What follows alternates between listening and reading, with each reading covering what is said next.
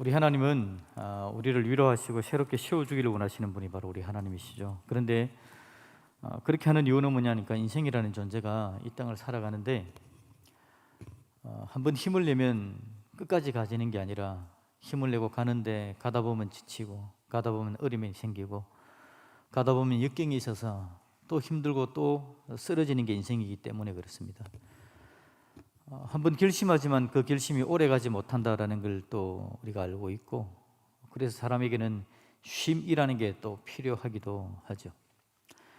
우리 하나님은 우리에게 은혜를 더하시는데 우리가 드리는 이 예배도 하나님께서 우리에게 허락하시는 쉼의 중요한 방편이 되는 줄로 믿습니다. 하나님께서 우리를 예배로 부르셔서 또 힘주시고 쉬게 하시고 은혜를 더하시고 재충전되게 하셔서 하나님의 사람으로 더 아름답게 살아가게 하기 위해서 우리를 예배 자리로 부르시는 거죠. 그리고 또 하나님께서 영광 받으시고 영광 받으신 하나님이 은혜를 더해 주시고, 그게 바로 우리가 하나님 앞에 서는 모습이기도 합니다. 사람들은 쉼이라는 게 필요한데요, 우리 예수님도 그랬습니다. 우리 예수님도 이 땅을 살아가는 가운데 인간의 몸을 입고 이 땅에 오셨기 때문에 예수님도 쉬어 가셨던 분이시죠. 예수님이 희노애락을 가졌던 분입니다. 천불이 나기도 해서 바리새인과 서기관과 율법사들이 온전치 못할 때에 상을 뒤집어 엎어버리는 일을 하기도 했었고요. 나사로가 죽었을 때 눈물 흘리면서 슬퍼하기도 했었고, 우리 예수님은 그렇게 감정을 가지셨던 분이셨죠. 그래서 예수님도 피곤하신 상황이었다는 겁니다. 그 피곤하신 예수님도 그래서 쉬어가는 일들이 있었다라는 거죠. 여러분, 마태복음 14장 22절을 보면 우리 예수님께서 쉬셨던 이야기를 우리에게 알려주는데요, 같이 한번 읽어볼까요? 예수께서 즉시 제자들을 제쳐가사 자기가 무리를 보내는 동안에 배를 타고 앞서 건너편으로 가게 하시고 무리를 보내신 후에 기도하러 따로 산에 올라가시니라. 저물매 거기 혼자 계시더니. 아멘. 우리 예수님께서 그렇게 쉬러 가셨다, 따로 산에 올라가셨다, 거기 혼자 계셨다, 그런 이야기를 하고 있습니다. 이때가 언제냐 하니까 오늘 우리가 마가복음을 읽으면서 오병이어 사건 쪽의 부분을 읽었습니다. 예수님께서 무리를 불쌍히 여겨가지고 보리떡 5개 물고기 2마리 가지고 남자 5,000명을 먹인 사건이었는데, 마가복음에서 제가 방금 읽자고 잃어버리게 말씀드린 마태복음 14장은요 마태복음에 나오는 그 오병이어 사건을 그대로 보여주는 겁니다. 근데 오병이어, 예수님께서 엄청난 기적으로 사람들을 먹여 살리고 나서 있었던 일입니다. 방금 14장 22절을 보니까 예수께서 즉시 제자들을 제쳐가사 그렇게 말씀하고 계시거든요. 자기가 무리를 보낸 동안에 배를 타고 앞서 건너편으로 건너가게 했다라고 이야기합니다. 이때 어떤 상황이냐니까 예수님께서 기적을 일으켰습니다. 사람들이 예수님을 좋아할까요, 안 좋아할까요? 엄청나게 좋아하죠. 예수님을 따르는 겁니다. 그런데 예수님을 메시아로 따르기보다는 자기들의 인생의 문제를 해결해 줄 존재로 따르는 겁니다. 저분이 우리의 왕이 된다면 이런 거죠. 그래서 로마의 속국에 있고 로마 치하에 있는데 저 위대한 선생이 오병이어의 기적을 일으키는 저 사람이 우리의 왕이 된다면 우리가 로마에서 벗어날 수도 있겠다라는 생각을 가지는 겁니다. 그래서 인간적인 지도자로서 예수님을 모시려고 사람들이 달려드는 그런 상황들이 많았습니다. 그때 예수님께서 방금 마태복음 14장 22절에서 뭐라고 이야기하죠? 예수께서 즉시 제자들을 제쳐가사 자기가 무리를 보내는 동안에 배를 타고 앞서 건너편으로 건너가게 해버립니다. 제자들부터 피신시킵니다. 우리 예수님은 이 땅에 죽기 위해서 오셨거든요. 자기의 사명을 감당하러 오셨는데 사람들에게 인기가 많아져가지고 자기를 사람들 위해 높이는 일을 하게 되면 예수님은 십자가에 죽는 자기의 사명을 감당하지 못하는 거죠. 제자들도 마찬가지입니다. 제자들도 예수님의 제자로서 예수님께서 그들을 하나님의 복으로 그들을 키우고 훈련시켜서 보내야 되는데 이 제자들 마음속에 자기 스승인 예수님이 높아지는 걸 보면서 우리도 높아질 수 있겠다라는 인간적인 욕심이 나타날 수 있겠죠. 그래서 예수님께서 어떻게 한다고요? 제촉하사 제자들을 보내었다라고 그렇게 이야기합니다. 제자들을 제촉해서 제자들을 먼저 배 타고 건너편으로 보내버리고요, 그 다음에 23절에 보니까 뭐라고 이야기합니까? 무리를 보낸 후에 이제 예수님께서 기도하러 따로 산에 올라가셔서 거기 혼자 계셨다라고 말하는 거죠. 우리 예수님이 여러분 사명의 길, 사역의 길을 걸어가는 데 있어서 예수님을 헷갈리게 하는 일들이 상당히 많았겠죠. 희노애락의 감정적인 일들도 벌어지고 사람들이 와서 예수님을 세우려고 하고 이런 문제에 부딪힐 때마다 예수님께서 하신 일이 바로 그겁니다. 따로 산에 올라가 거기 혼자 계시니라. 우리 예수님은 새벽에도 혼자 나가신 일들을 종종 했습니다. 마가복음 1장 35절을 보면요, 새벽 아직도 밝기 전에 예수께서 일어나 나가 한적한 곳으로 가서 거기서 기도하시더니, 예수님께서 새벽에도 나가셔서 한적한 곳으로 갔다. 오늘 설교 제목입니다. 한적한 곳. 이 한적한 곳은 인간들의 입김이 미치지 않는 것, 인간들의 생각이 미치지 않는 것, 사람들의 욕심이 미치지 않는 것, 나의 오해가 미치지 않는 것, 조금 멀리 떠나 하나님의 도우심 안에서 하나님을 제대로 만나는 곳이라고 생각하면 됩니다. 그 한적한 곳에 예수님은 가시는 겁니다. 가셔서 스스로 회복되시고 일어나 또 하나님의 길을 걸어가시는 예수님의 모습을 보는 거죠. 누가복음 21장 37절에 보면 예수님께서 예루살렘에서 사역할 때는 감난원이라 하는 산에 가서 쉬었다라고 이야기합니다. 예루살렘에서 사역하실 때는요, 예루살렘에서 사역하는데 이런 일이 생길 때 쉬는 장소가 감남산이었다라는 거죠. 감남산에 가십니다. 예수님께서 십자가에 잡혀 죽기 전에도요, 감남산에서 겟세마네에서 땀방울이 핏방울이 되도록 기도하셨던 예수님이시죠. 예수님 스스로 그 부분을 이겨내시는 감남산이 바로 예수님의 한적한 장소였죠. 그리고 예루살렘이 아닌 지역에서는 빈들이라고 표현합니다. 빈들에서 예수님께서 한적한 곳을 만들어 가셨다라는 겁니다. 요한복음 7장을 보시면요, 요한복음 7장 53절을 보면 7장의 마지막 부분입니다. 예수님께서 여러 가지 사역을 하시고 사람들과 같이 있다가 사람들이 어디로 갔다고요? 각기 집으로 갔답니다. 8장 1절에 예수님은 어디로 갔을까요? 예수님은 감남산으로 가시니라. 사람들은 집으로 갈 때 예수님은 감남산으로, 감남산이 예수님의 집이었습니다. 한적한 곳이죠. 하나님의 은혜와 능력을 누리는 곳입니다. 그곳에서 다시 회복되고 다시 일어나 하나님의 일들을 감당해 나가는 예수님이시죠.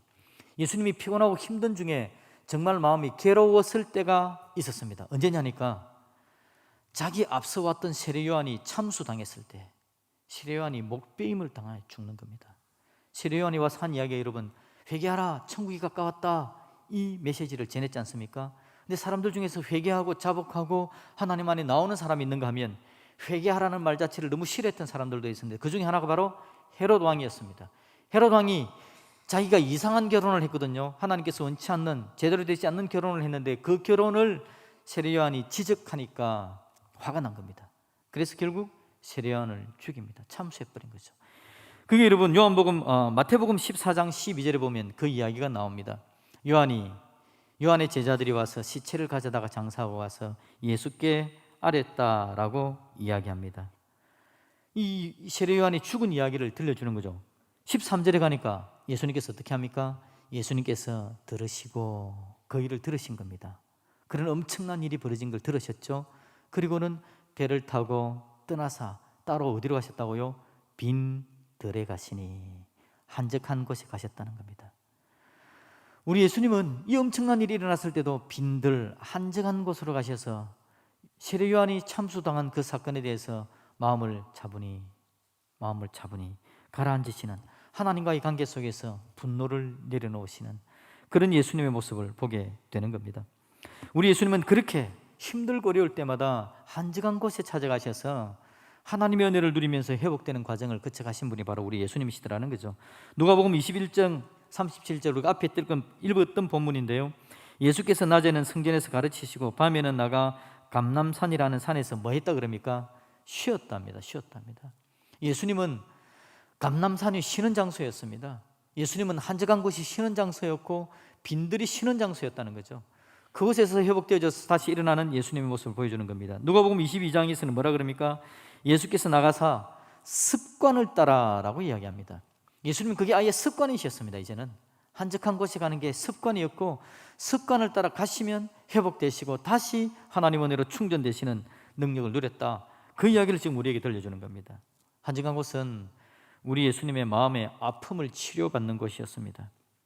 모든 사건 하나하나를 들고 빈들에 가서, 한적한 곳에 가서 사람에게 의논하는 게 아니라, 사람의 방법을 듣는 게 아니라 하나님과의 관계 속에서, 하나님과의 은혜 그 속에서 이 문제를 어떻게 처리해야 될지에 대해서 답을 찾아가신 분이 바로 우리 예수님이셨다는 거죠. 그래서 복음서를 읽어보면 우리 예수님께서 따로 갔다, 한적한 곳에 가셨다, 빈들로 가셨다, 기도하러 가셨다는 이야기가 계속해서 등장하고 있습니다. 우리 예수님께서 왜 그러셨을까요? 우리 예수님도 인간의 몸을 입고 오셨기 때문에 그 모든 인간의 희노애락과 감정과 모든 부분들을 하나님 안에서 한적한 곳에서 해결해 가시면서 그 길을 걸어가신 겁니다. 육신의 몸을 입고 오셨음에도 불구하고 성경 이야기하기를 예수님이 죄가 없으셨다라고 이야기를 합니다. 죄짓지 않으심, 사람의 감정을 이겨내시는 하나님의 은혜 가운데 세워지는 예수님, 그 비결이, 방법이 한적한 곳이었다라는 걸 우리에게 알려준다라는 겁니다. 여러분, 사도 바울의 이야기를 한번 볼까요? 사도 바울을 보시면 갈라디아서 1장 17절에 보면 사도 바울을 이야기합니다. 또 나보다 먼저 사도된 자들을 만나려고 예루살렘으로 가지 아니하고 아라비아로 갔다가 다시 다메섹으로 돌아갔다라고 이야기합니다. 사도 바울이 다메섹 도상에서 예수님을 만나죠. 그리고 예수님께서 이방의 복음을 전하는 자가 될 수 있도록 예수님께서 지적을 해 주십니다. 그런데 사도 바울이 그 이후에 어디로 갔다 그럽니까? 사람들을 만나려고 예루살렘으로 가지 않고 아라비아로 갔답니다. 사람들을 만나려고 예루살렘으로 가지 않았다라는 표현을 하는 걸로 봐서 아라비아라는 곳은 사람을 만나는 장소가 아니라 하나님을 만나는 장소였음을 우리에게 이야기를 해주는 거죠. 우리 예수님은 사람을 만나고 사람의 노하우, 사람의 방법들을 찾아간 게 아니라 예수님을 제대로 만난 사도 바울은 사람의 방법이 아니라 하나님을 만나고 하나님께 의지하면서 한적한 곳에서 하나님과의 교제 속에서 회복되어지고 일어나 하나님의 방법을 찾아가는 사람이었다라는 걸 말해주는 거죠. 아브라함의 이야기도 마찬가지입니다. 우리가 몇 주 전에 우리 교회가 큐티하면서 창세기 아브라함의 이야기를 쭉 읽었지 않습니까? 아브라함에게 조카가 있었고 그 조카록과 함께 살아가야 되는데 짐승이 너무 많아지니까 두 집이 함께 할 수 없어서 아브라함이 이야기하기를 네가 좌하면 나는 우하고 네가 우하면 나는 좌하리라. 아브라함이 이야기합니다. 그럴 때 조카로서 뭘 보고 갔다 그랬습니까? 풍부한 물이 풍부한 곳을 찾아서 소돔 땅으로 갔다라고 이야기를 합니다. 죄로 가득 찬 땅이었죠. 물은 풍부했지만 결국 그 땅은 멸망당하는 땅이었습니다. 근데 아브라함은요, 하나님께서 아브라함으로 하여금 네가 일어나서 동서남북을 살펴봐라, 하나님의 은혜를 쭉 보여주고 하나님의 은혜가 있는 곳에 가서 머무르게 하는데 그곳이 바로 헤브론에 있는 마므레 상수리 숲을 아래였다라고 이야기합니다. 거기서 아브라함은 하나님과 한적한 곳에 있었던 겁니다. 경쟁하고 물이 많은 곳을 찾아간 게 아니라 하나님의 은혜를 찾아간 그 한적한 곳에서 하나님과 교제하고 하나님의 사랑을 누리고 있었던 거죠. 그랬을 때 갑자기 전쟁이 나가지고 롯이 사로잡혀 갔을 때 자기의 군사를 이렇게 가서 롯을 찾아내고 구해내는 능력도 행한 곳이 바로 헤브론에 있는 마므레 상수리 숲을 아래였다. 한적한 곳이었다. 그 한적한 곳의 위대한 능력을 우리에게 보여주는 거죠. 하나님은 저와 여러분들을 사랑하셔서 우리가 절망하고 주저앉아 있는 인생이 아니라 일어나 회복하는 인생이 되게 만들어 가시는 줄로 믿습니다. 그래서 하나님께서 오늘 우리에게 주기를 원하는 게 뭘까요? 우리에게도 한적한 곳으로 좀 가면 좋지 않겠니? 라고 우리를 인도하는 겁니다. 저와 여러분들이 지금 이 예배 드리는 장소가 바로 하나님께서 불러주신 한적한 장소인 줄로 믿습니다. 이 예배가 여러분 가장 일반적인 한적한 장소입니다. 그런데 여러분이 교회 나올 때마다, 주일날 예배드리러 나올 때마다 나는 한적한 곳으로 간다라는 걸 기억하시면서 나왔으면 좋겠습니다. 하나님을 만나는 곳, 하나님의 은혜를 누리는 곳, 바로 그곳입니다. 이곳에 나오면 회복이 있고 쉼이 있고 기도가 있고 말씀이 있고 하나님 앞에 하나님과 연결되는 장소이죠. 이 한적한 곳은 꼭 이 주일 예배만을 이야기하는 게 아닙니다. 예수님이 찾아갔던 것처럼 조용한 장소일 수도 있습니다. 하여튼 여러분들이 하나님과 만나는 장소가 우리에게는 필요하다라는 겁니다. 그곳은 정비하는 곳입니다. 단련하는 곳입니다. 나 자신의 오해를 내려놓는 장소입니다. 내 속에 일어나는 첨부를 눌러놓는 장소입니다. 하나님의 방법을 찾아가서 제대로 된 결과 어떻게 해야 될지를 만들어가는 장소가 바로 한적한 곳, 하나님과 함께하는 그 장소다라는 걸 기억할 수 있기를 주님의 이름으로 축복드립니다. 그러면 답을 찾아갑니다. 여러분, 인생을 살아가는데요, 오해 얼마나 이게 엄청난 역할을 하는지 모릅니다. 오해가 내 안에 들어오면 그 모든 부분이 이제 깜깜해져 버립니다. 모든 걸 다르게 해석을 해버립니다. 속에 천불이 나면요, 그 일어난 그 분노 때문에 내 감정이 조절 안 돼서 더 엄청난 일들을 만들어 가기도 하는 겁니다. 여러분, 인생 가운데 있는 다양한 어려움들, 문제들이 있을 때에 여러분들은 한적한 곳을 찾아갈 수 있기를 다시 한번 주님의 이름으로 축복드립니다. 그래서 하나님의 방법을 찾아가는 겁니다. 하나님 도우심을 구하는 거죠. 오늘 본문에서 방금 여러분 우리가 봤듯이 마가복음 6장에서요, 사도들이 예수께 모여 한번 볼까요? 30절을 같이 한번 읽어봅시다. 사도들이 예수께 모여 자기들이 행한 것과 가르친 것을 낱낱이 고하니, 그럽니다. 이 사도들이 오늘 성경 구절 안 나옵니까? 예, 사도들이 예수께 모여 자기들이 행한 것과 가르친 것을 낱낱이 고하니 라고 이야기하는데, 이 이야기가 무슨 이야기겠습니까? 예수님께서 보내신 거죠. 보내서 그들이 여러 가지 것들을 행합니다, 가르칩니다, 하늘나라의 사역을 했던 거죠. 그리고 나서 돌아와서 예수님께 모여서 그것을 보고하는 자리다라고 보면 되겠습니다. 예수님께서 그들을 보냈겠죠. 보내서 이런 사역을 하게 만든 겁니다. 그리고 나서 돌아온 그들을 향해서 예수님께서 마음이 얼마나 짠하겠습니까? 수고했다, 고생했다, 그 이야기를 하시는 장면입니다. 31절 볼까요? 이르시되 너희는 따로 어디로 가라고요? 한적한 곳에 가서 잠깐 쉬어라. 이게 예수님의 처방이었습니다. 그래, 수고했다, 고생했다, 힘들었지? 이제 한적한 곳에 가서 쉬어라. 이 한적한 곳이 어디겠습니까? 하나님을 만나는 장소입니다. 예수님께서 가서 한적한 곳에서 쉬었던 것처럼 그들에게도 한적한 곳으로 가게 하는 겁니다. 실제적으로 사람들이 없는 장소입니다. 한적한 장소, 사람들의 영향이 없는 곳을 이야기하는 겁니다. 그리고는 그곳에서 하나님 은혜 가운데서 자기들이 했던 일들을 한번 돌아보겠죠. 사람들 앞에서 보고를 했지만, 예수님께 보고했지만 하나님 앞에서 다시 한번 돌아보는 겁니다. 그래서 오해했던 부분도 내려놓고, 천불 나던 것도 내려놓고, 삶에서 게으른 부분도 하나님 앞에서 다시 한 번 더 돌아보고, 내가 그랬으면 더 좋았을 걸 하는 거. 그런데 하나님이 주시는 새로운 은혜를 가득 체험으로 말미암아 마음이 회복되는 그 시간을 가지게 하나님께서 도와주셨다. 그게 바로 예수님께서 그들을 따로 한정한 곳에 가서 좀 쉬어라 라고 이야기하는 장면입니다. 그리고 나서 여러분 32절에 보니까 이에 배를 타고 따로 한정한 곳에 갈새, 실제 가서 한정한 곳 시간들을 보내는 모습입니다. 여러분, 우리 예수님은 제자들도, 예수님 자기 자신도 한정한 곳으로 갔지만 제자들도 한정한 곳으로 보내시고 인도하시는 분이 바로 우리 예수님이시죠.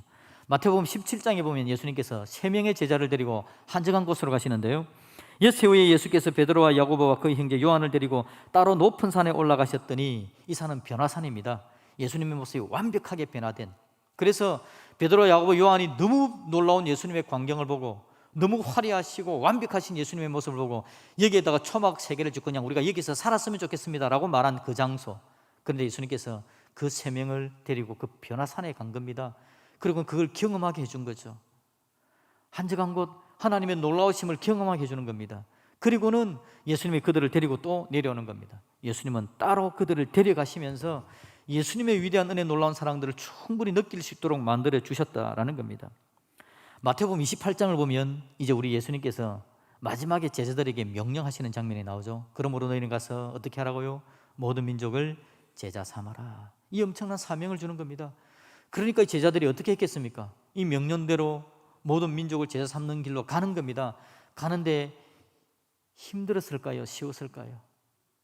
가는 곳곳마다 어려움이 나타났을 겁니다. 예수님이 당했던 것처럼 여러 가지 어려움들, 고통들을 당하면서 그들이 가는 겁니다. 그 어려움을 당했을 때 제자들이 뭐 했을까요? 한정한 곳으로 갔겠죠. 예수님이 했던 것처럼 그들도 한정한 곳으로 가는 겁니다.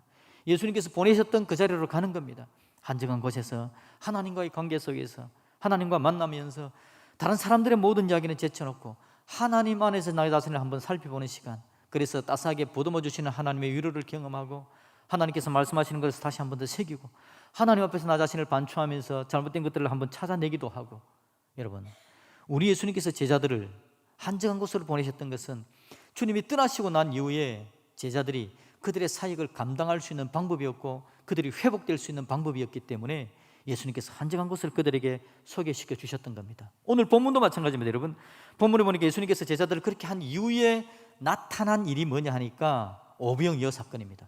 좀 제자들하고 쉬러 갔는데요, 쉬러 갔는데 쉬지를 못합니다. 31절 다시 한번 봅시다. 31절을 보시면 이르시되 너희는 따로 한적한 곳에 가서 잠깐 쉬어라 하시니 이는 오고 가는 사람이 많아 음식 먹을 겨를도 없음이라 그랬습니다.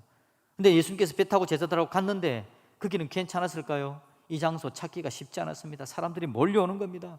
몰려오는데 예수님께서 34절에 그들을 보니까 큰 무리를 보시고 그 목자 없는 양 같음으로 인하여 불쌍히 여기사, 쉬지도 못하고 예수님께서 온 사람들을 보고는 불쌍히 여기는 마음이 불일 듯이 일어난 겁니다.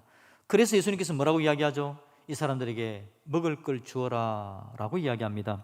41절부터 보면요, 41절에 보시니까 예수께서 떡 5개와 물고기 2마리를 가지사 사람들을 우르르 축사하시고 떡을 떼어 제자들에게 주어 사람들에게 나눠주게 하시고 또 물고기 2마리도 모든 사람에게 나누시매 다 배불리 먹고 남은 떡 조각과 물고기를 12바구니에 차게 거두었으며 떡을 먹은 남자는 5,000명이었더라. 예수님께서 오병이어의 기적을 일으켜서 그들을 먹이시는 장면입니다. 여러분, 저는 이 장면을 보면서요, 처음에 예수님의 한적한 곳, 제자들의 한적한 곳으로 데려가시는 예수님을 보려고 이 본문을 쭉 펼쳐놓고 읽다가 그 밑에 본문에 예수님께서 무리들을 불쌍히 여기시는 그 장면과 연결되는 걸 보고는 참 놀라우신 예수님이시다. 예수님이 여러분, 많은 무리들이 예수님께 몰려들었는데 남자만 5,000명. 그래서 성경 주석가들은 이야기하기를 한 2, 3만 명 될 거다, 됐을 거다. 여자들하고 아이들하고 다 합치면 2, 3만 명이나 되는 사람들이 힘들어하는 걸 보고는 예수님께서 그들에게 예수님께서 한적한 곳이 되어주신 겁니다. 예수님께로 오는 자들에게 그래 와라 부르시고 말씀으로 가르쳐 주시고 위로해 주시고 그들이 먹을 게 없자 오병이어의 기적을 일으켜서 그들을 채워주시는 예수님. 예수님은 그 무리들에게 본인 스스로 한적한 곳이 되어주신 거죠. 우리 예수님이 바로 여러분 한적한 곳인 줄로 믿습니다. 우리 예수님이 한적한 곳입니다. 우리 예수님께로 가면 예수님은 위로하시고 알아주시고 불쌍히 여겨주시고 긍휼히 여겨주시고 우리의 힘든 마음을 보듬 안아 그 마음을 이겨낼 수 있도록 도와주시는 분이 바로 우리 예수님이시죠.